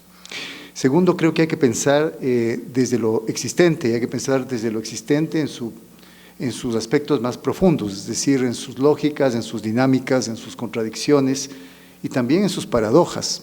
Esta idea de paradoja nos va acompañando a esta idea de dilema. Estamos siempre frente a dilemas y lo que existe se abre en un abanico de posibilidades hacia adelante dependiendo de las decisiones que tomemos. Tercero, creo que es importante ubicar, identificar los temas más urgentes del contexto de la época. Y en ese sentido, creo que aquí ya desde varias intervenciones se ha puesto énfasis en que la nueva lógica del capitalismo, este capitalismo de plataforma, de redes, como se lo quieras llamar, implica fundamentalmente como soporte a la técnica, o si ustedes quieren, a las tecnologías, especialmente las de información y comunicación, y que en ese sentido ya no queda caduco, digamos, esa propuesta que se dividía entre quienes miraban apocalípticamente a la técnica y quienes la miraban de manera utópica, positivista, integrada, que alguna vez había planteado Eco. Creo que hay necesidad de aplicar principios de ambigüedad, de ambivalencia de las cosas, para no caer justamente en estos extremos esencialistas que a veces, a los que a veces se tiende desde la especulación filosófica sobre todo. La técnica, primera cosa, ya no puede ser reducida a la lógica medio-fin. Creo que esto debería ser uno de los principales elementos que, si lo entendiéramos, quizá podríamos superar muchas de las corrientes que se desprenden de esta idea instrumentalista de la técnica. Hay un pensador francés muerto hace poco, Bernard Stiegler, que plantea justamente que la pregunta ya no es sobre el quién o sobre el qué, sino sobre el quién y sobre el qué, porque ambos en la sociedad contemporánea mantienen una interdependencia que es irreductible. La técnica es el eje central de la vida y de la existencia del individuo en la sociedad contemporánea, y la técnica es la que de alguna manera está atravesando ya no solamente la racionalidad, pensemos en Habermas, que se había ido por ese lado para pensarla, o el propio Heidegger, si hablamos de la filosofía, sino también desde la sensibilidad. La técnica, este momento, está de alguna manera condicionando inclusive las experiencias singulares o no de las personas, y está produciendo efectos que no querría usar un tono catastrofista, pero finalmente disolventes. Hay pensadores que hablan de una masiva colonización de las conciencias, hay otros como el propio Stiegler que habla de miseria simbólica, pero todos ellos de alguna manera están hablando de efectos de esta hipermediatización de la sociedad. Segundo, la técnica y sus tecnológicas han desestabilizado el tiempo. Sigo basándome un poco en el pensamiento de Stiegler. No solamente el tiempo, sino están afectando, y esto ya lo han reconocido de otros lados, la diversidad cultural del mundo, están afectando los archivos. Ahora el archivo es un elemento central en la reproducción del sistema, y los patrimonios comunes y la memoria. El tema de la memoria es fundamental porque, antropológicamente hablando, las sociedades reciben el legado, la herencia de las sociedades anteriores, y a través de eso se construye el sentido hacia el futuro. Ahora, a través del impacto que tiene la técnica en la vida social, hay una perturbación de gran profundidad que afecta lo que se ha dado en llamar la cardinalidad y la calendariedad, es decir, las coordenadas de tiempo y de espacio que hasta ahora de alguna manera nos habían orientado como sociedad. Se producen procesos de entropía cultural y de destrucción de la vida. El extractivismo de datos, por ejemplo, que hablaba la doctora Paiva, no es sino quizá uno de los síntomas que van en esta dirección. En medio de todo ello, de la hiperindustrialización, como ya se ha llamado, de la cultura, o de la desindustrialización de la economía, que ya había mencionado también el profesor Bolaño. La comunicación es, de hecho, el núcleo central del funcionamiento sistémico y también la potencialidad de toda posible transformación futura.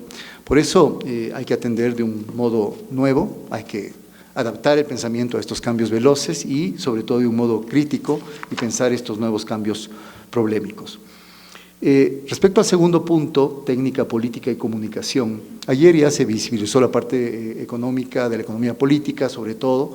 Yo no quisiera repetir ni saturar en ese tema, pero yo quisiera ahora más bien poner énfasis en las relaciones entre técnica, política y comunicación, y sobre todo desde la dimensión de lo sensible que tienen estos tres campos. Lo sensible es ahora el eje cultural de lo contemporáneo electrónico, llamémoslo así. Esto lo tomo de un gran pensador que quizá, y digo precisamente porque me siento honrado de compartir la mesa con la doctora Paiva, que es Muniz Sodré de Araujo Cabral, este pensador brasilero, que desde hace muchísimos años creo que ha dado luces y lamentablemente esta especie de diálogo que no existe entre el mundo de Brasil y el resto de América Latina, digo a nivel de flujo de publicaciones, a nivel de redes inclusive, y que salvo honrosas excepciones está vigente, todavía no nos ha permitido quizá no solamente comprender la profundidad de pensamiento de Muniz Sodré sobre este tema de lo sensible, sino todas las implicaciones que esto tiene. La política es estética, si entendemos la estesis como esto, como la percepción del mundo, y la entendemos como una experiencia cultural. Y en ese sentido, la política es también al mismo tiempo el problema de la relación con el otro y de lo común. La política así se lo entiende, digo yo, para utilizar simplemente quizá pensamiento ranciero del propio Muniz Sodré. Y por supuesto lo común ahora aparenta una inflación. A través de las redes, de las tecnologías, aparentemente tenemos muchos más elementos en común de lo que teníamos antes. El problema es que se produce una especie de pérdida de la singularidad de las experiencias. Estamos viviendo acontecimientos o sucesos, por ejemplo, noticiosos en tiempo real, que hace que millones y millones de personas estemos viendo exactamente lo mismo. Es decir, estemos compartiendo una experiencia, pero una experiencia que es prefabricada, una experiencia que se ha dado en llamar artefactual, es decir, construida por alguien, la mirada, el enfoque, el encuadre, los contenidos. Y en ese sentido, este fondo estético común no produce enriquecimiento cultural, sino, por el contrario, empobrecimiento cultural. Por eso es que hay tantas expresiones, ¿no? Tejido social fragmentado, anomia, desafección, sociedad de la incomunicación, precisamente por esto cuando estamos viviendo, los elementos de conectividad y de comunicación más amplios y más eficaces que haya conocido la humanidad. Lo sensible es, por lo tanto, político y en ese sentido está marcado por dos grandes principios producidos por la técnica. Lo uno es la cada vez mayor dominancia de la imagen sobre otro tipo de lenguajes, que produce ya maneras de retención memorística, maneras de percepción del mundo, procesos cognitivos distintos. Y por el otro lado, lo calculable y lo numérico. La inteligencia artificial, creo yo, se vuelve uno de los elementos fundamentales ahora a través de los cuales se están orientando y se están tomando decisiones. Estos son, en medio de todo esto está el ser humano. Y en ese sentido es importante recuperar, o sería importante recuperar la intensidad del sentir. La comunicación, la dimensión sensible de la comunicación es fundamental. Quiero solamente poner un ejemplo muy rápido de cómo estos síntomas que a veces se vuelven opacos a la mayoría, pero están incidiendo. El día domingo hubo elecciones en Ecuador, elecciones presidenciales en Ecuador, y el candidato triunfador fue visto como el triunfo de lo nuevo. Muchos analistas hablaban de que es el nuevo o lo joven, lo renovado versus lo viejo. Creo que es más bien el triunfo de estas nuevas sensibilidades que han impregnado a la política, y en ese sentido algunos han hablado de antipolítica. Yo no creo que sea antipolítica, yo creo que es justamente el peso de lo sensible en la política. Es curioso ver cómo, por ejemplo, fueron tendencias en redes sociales y en medios de comunicación, temas o issues tales como la esposa influencer del candidato. Y la esposa influencer del candidato ha acaparado, yo digo yo, a veces mucha más atención, no diría el voto femenino, mucha más atención global que el propio candidato. El TikTok empieza a jugar un papel fundamental, y hay múltiples estudios de eso. Hay nuevos electores, es decir, nuevos procesos de recepción de los contenidos políticos.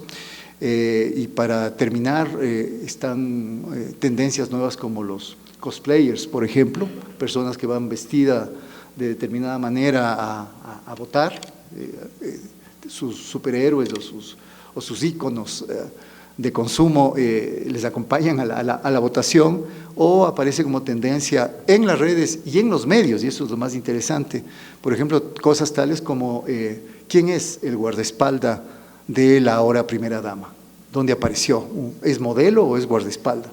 Esas son discusiones de carácter político, indudablemente, solamente que ya no es la política que conocíamos. Para terminar con el ejemplo, un gran éxito del marketing, que es lo que comúnmente se está diciendo, es la distribución masiva de una imagen del candidato ganador, del actual presidente electo, Daniel Noboa, en cartón de cuerpo entero, que se estaba repartiendo a la gente para que se la lleve. Yo me he puesto a pensar mucho en esto y digo, este es un tipo de marketing nuevo, absolutamente nuevo, conectado con esto que estoy diciendo, con esta nueva sensibilidad. ¿Por qué?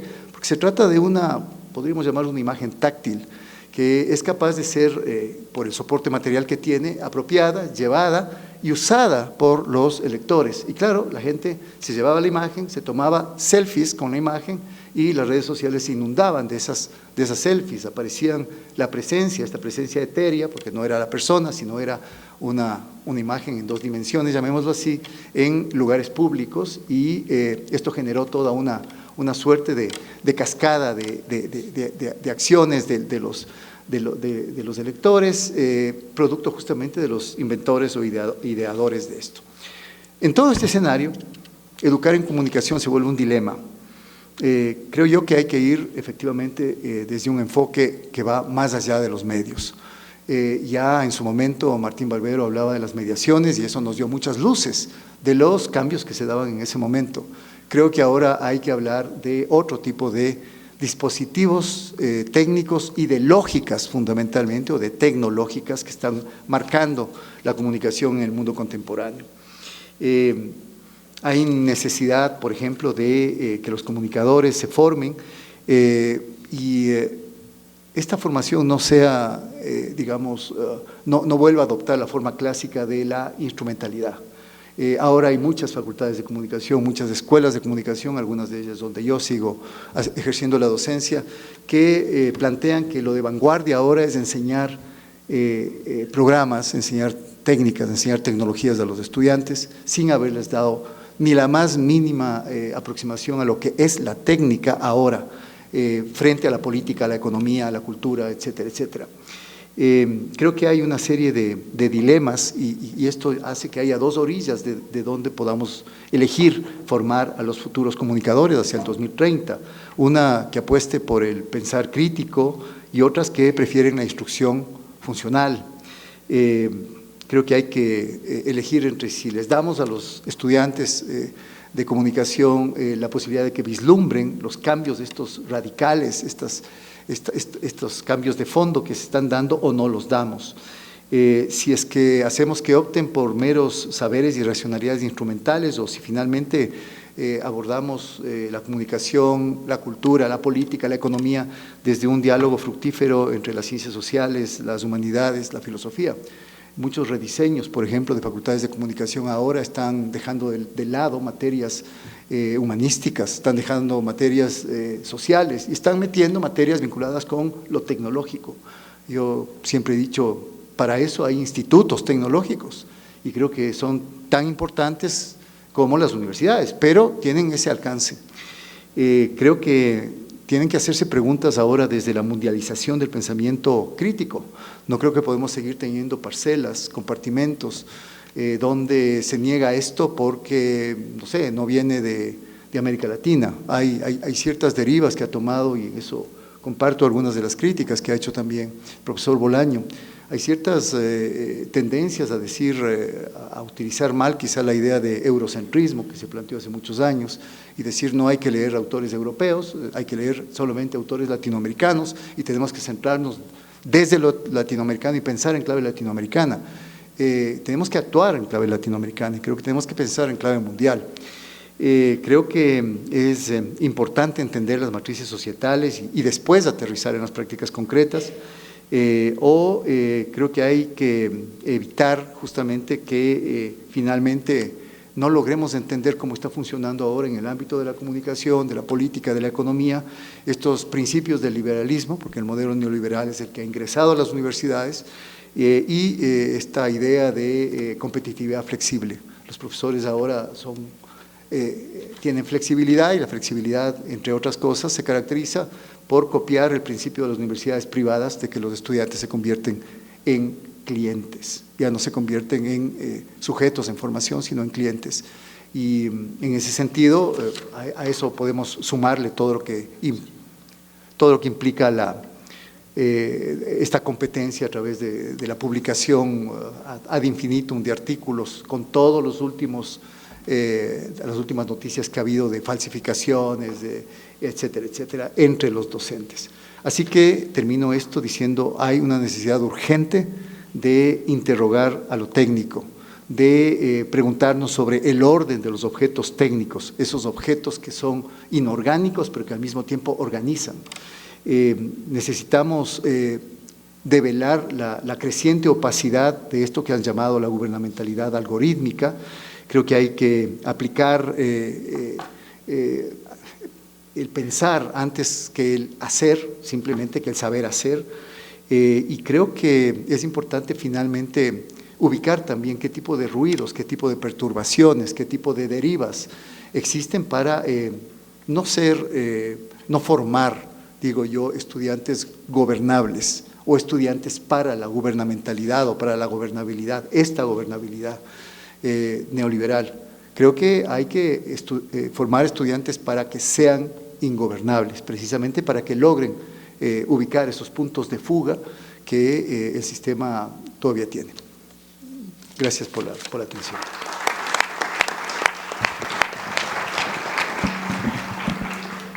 Muchas gracias, Hernán, por los puntos de vista que nos comparten, y esto especialmente de que hay que educar en comunicación e interrogar a lo técnico. Parece que nuestro siguiente ponente, Adalid Contreras, no tiene buena conexión, ¿o sí? A ver, hagamos porque parece que hay mala conectividad.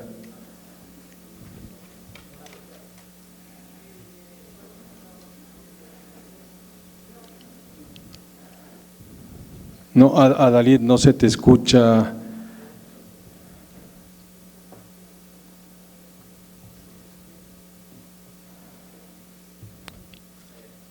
Hola César, ¿ahora sí? Ahora sí, ahora te escuchamos. Gracias, Adalid. Tenemos 10 minutos, por favor, porque estamos con los tiempos, y disculpa, muy justos. Muchas gracias, Adalid. No, gracias a ustedes. Mil disculpas por las dificultades de conexión. Estoy en el aeropuerto de La Alto, la ciudad de La Paz. Les envío un abrazo solidario desde los 4.200 metros de altura.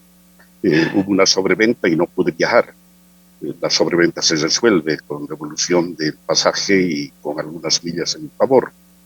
Lo que no se resuelve en el mundo que estamos viviendo es la sobreinformación. Y quiero hablar de una propuesta hacia el 2030, una propuesta que vengo pensando y trabajando un tiempo, a la que llamo del acceso a la comunicación o de las redes a las transmediaciones, recuperando el pensamiento de nuestro querido e inmortal Jesús Martín Barbero.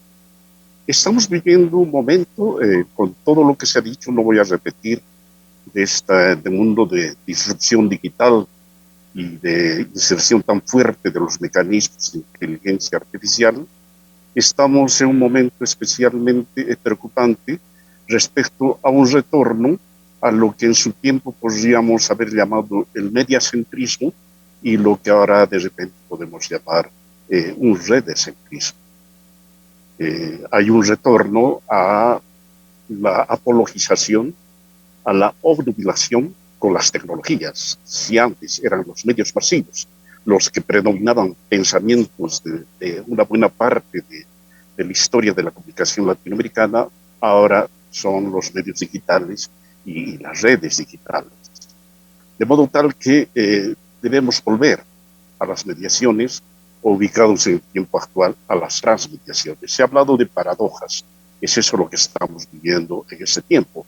La paradoja que implica la disrupción tecnológica versus las condiciones sociales, políticas, culturales, comunicacionales en las que vivimos. Menciono solo algunas paradojas.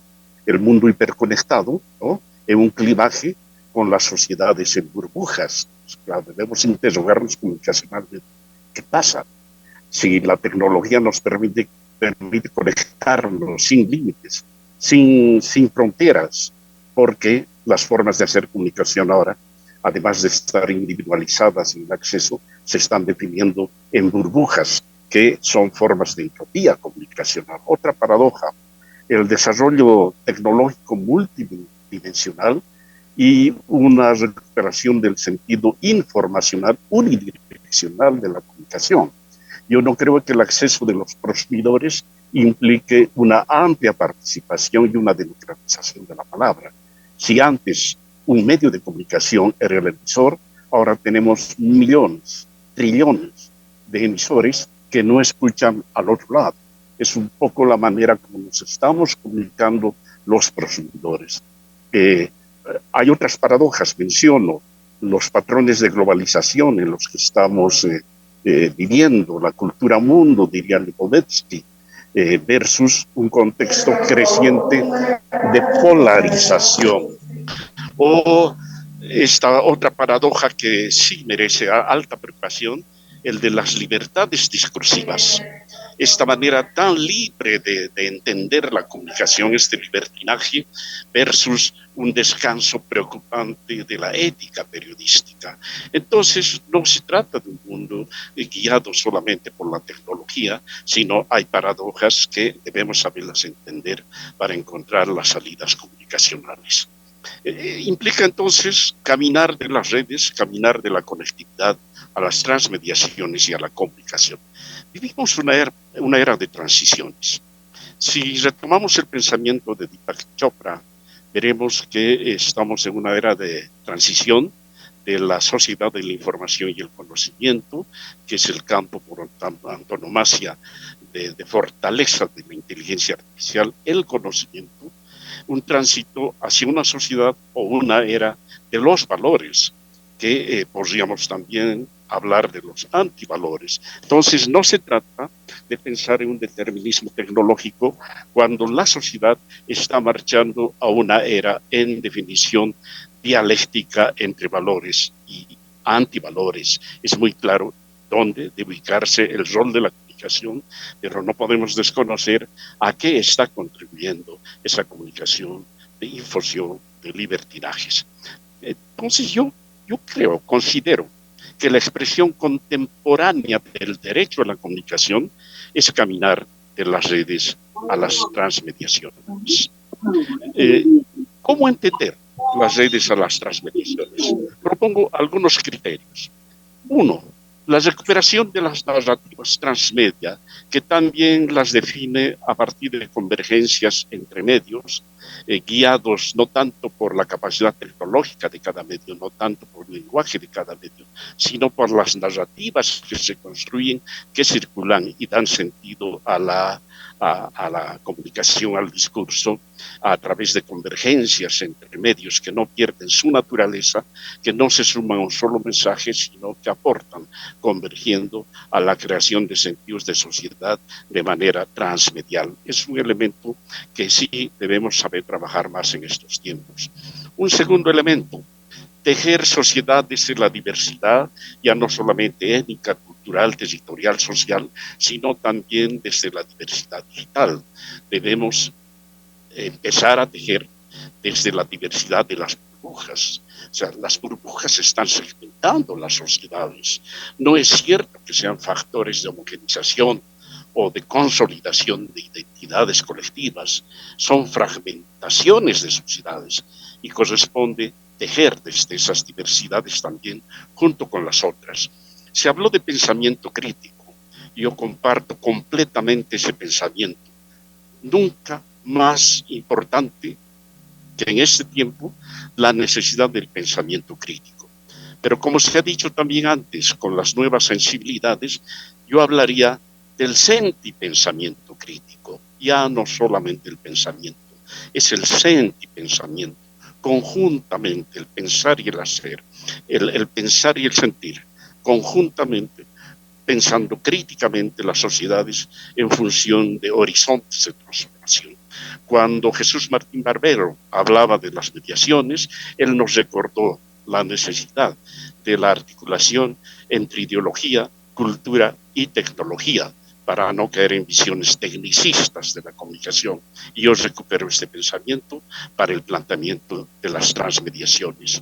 Los encuentros y alteridades en función de la buena convivencia o el suma causa o suma cabaña pueden vivir o vivir bien.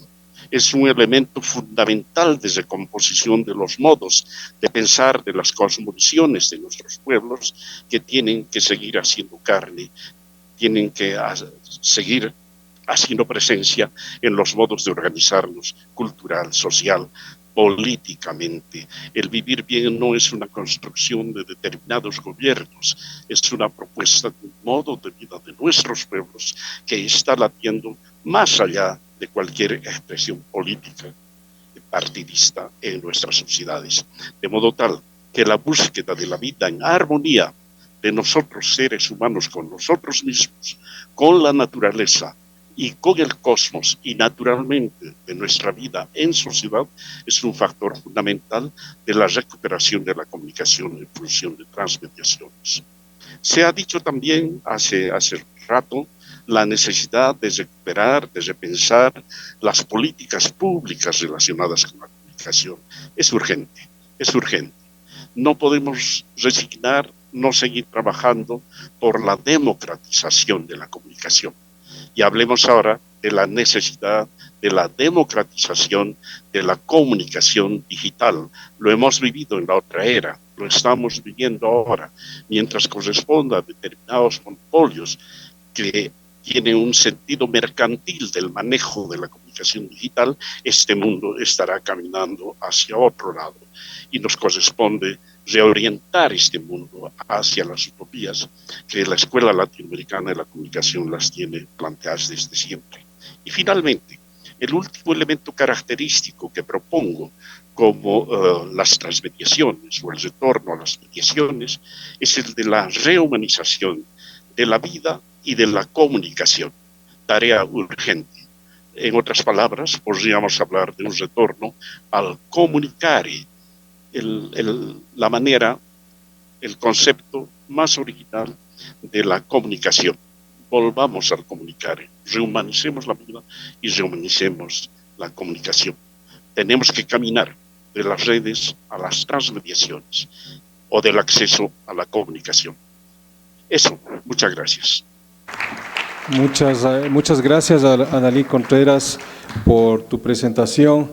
La persona que cumplió el tiempo, porque todo el resto nos fuimos un poco más, pero estamos muy apretados en tiempos, entonces no sé si dejo 1 o 2 comentarios y tal vez vamos cerrando, porque estos son insumos, no son insumos, pero si alguien quiere incorporar algo más como insumo, no para que demos, o bueno, si es necesario alguna respuesta, pero muy rápido.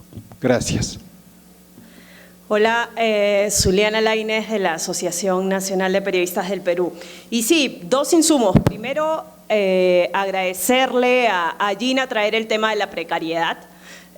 Si vamos a hablar de desafíos para los próximos 6 años, la precariedad es un desafío gordo y no lo hablo solo desde el periodismo, creo que desde la academia también, ¿no? Porque la precariedad cruza calidad cuando tenemos un periodista que tiene pluriempleo, igual con un docente universitario. Yo veo muchos colegas que entran a una clase, tienen que correr a otra universidad, ir a otra, mal pagados, luego tienen que seguir haciendo estudios de posgrado, pero no les alcanza el dinero que tienen de retribución. Entonces, ¿qué hacemos frente a esa precariedad? La precariedad nos marca hoy y nos marca en los próximos 6 años. Y solo algo final, por lo que comentaba César, de las plataformas digitales. De hecho, la Federación Internacional de Periodistas ha estado trabajando mucho el tema de impuestos a las plataformas, pero creemos que el tema no se agota ahí, ¿no? O sea, no es cuestión, el problema es que hay desde el periodismo la sensación de que el problema con las GAMAG, con las grandes plataformas digitales, se está quedando en una discusión de dueños de medios y plataformas que quieren que les paguen dinero por las noticias que las plataformas difunden gratis y reciben publicidad a cambio de esto. Pero el gran tema, y con eso termino, es cómo ampliar el escenario de la discusión, ¿no? Porque hablamos de impuestos para generar fondos regionales, para el periodismo local, pero no se acaba ahí y la sociedad civil está quedando por fuera de esa discusión y esa, de hecho, es una de las grandes tensiones con el tema de plataformas digitales. Era eso. Tal vez otro comentario, pero quiero asumirlo como insumo para no entrar en un ida y vuelta. Pero si alguien al final quiere dar una respuesta, lo abrimos.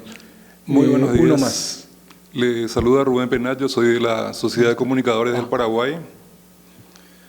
Aquí se ha hecho mucha alusión a los cambios vertiginosos, pero el planteamiento es no marearse. No hay que confundir los sujetos de los procesos sociales con los mensajes que emiten.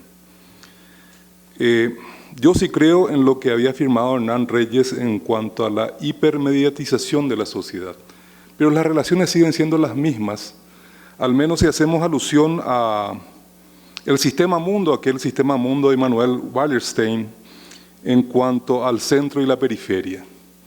Lo que sí ha cambiado, o lo que ha cambiado de manera intensa en cuanto a mensajes, es lo relativo a la variedad y la cantidad. Lo que ha generado, desde mi perspectiva, una profundización de la alienación dentro de un sistema capitalista donde cada vez más los oprimidos asumen el discurso de los opresores. Creo que ese es un elemento a considerar. Por otro lado también, acá se ha hecho alusión a la lawfare o la guerra legal mediática, y quiero hacer una acotación que a mí me parece que pudiera colaborar o no, ¿verdad? El hecho de que una persona o un grupo de personas esté en el poder y coincida conmigo ideológicamente no lo hace inocente ni culpable. ¿Por qué es distinto el proceso legal que se le lleva a Macri del que se le lleva a Cristina Kirchner? Es decir, convengamos que dentro de un proceso republicano tenemos que aprontar, fortalecer el sistema de justicia en términos de una aplicación que no sirva al solo efecto de la persecución, sino a los efectos de hacer justicia, sea de derecha, de izquierda, de centro, lo que fuese. Eso apenas quería comentar, a ver si pudiera servir para la mesa y para los presentes. Gracias. Muchas gracias. No sé si para cerrar alguien quiere comentar desde la mesa. Y claro, sí, con todo gusto, César, y con eso cerramos.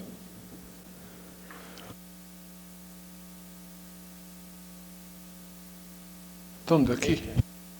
No, lo pagaste, sí. No, solamente muy rápido por la cuestión de la plataforma. Esta mesa fue muy rica y habría muchas cosas que decir, pero lamentablemente no da. Ese tema de la oposición entre los dueños de los medios y las plataformas es uno de los temas que se maneja en el actual debate también en Brasil.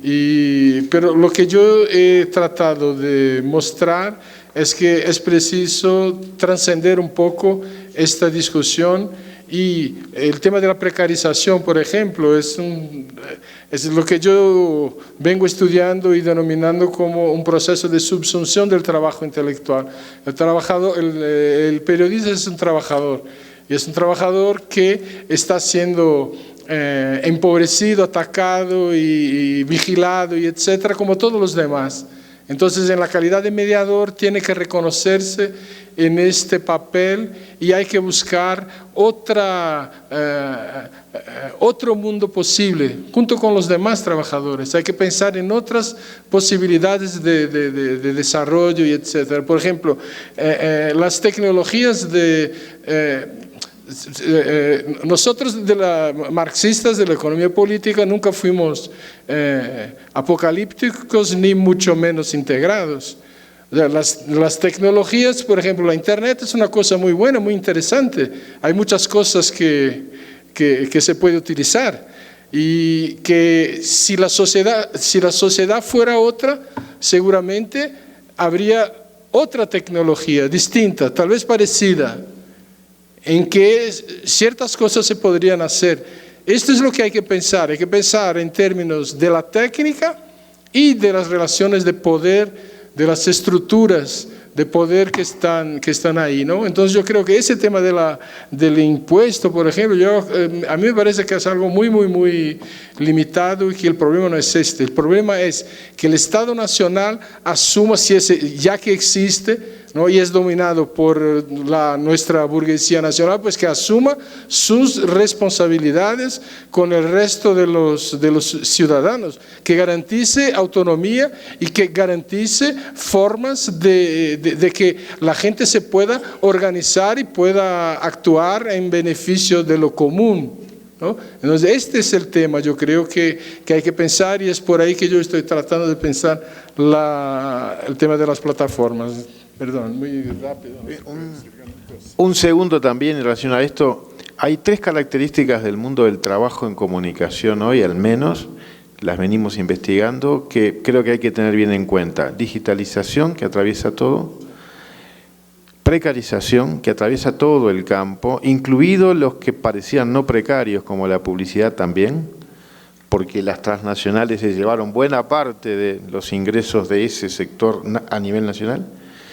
E hibridación, con lo cual es muy difícil ya distinguir los subcampos que eran clarísimos. El periodismo es una cosa, la comunicación de las organizaciones es otra, etc. Cada vez hay más mezcla en el trabajo efectivo de los comunicadores y comunicadores. Eso desafía completamente a las facultades y a las escuelas y a las carreras.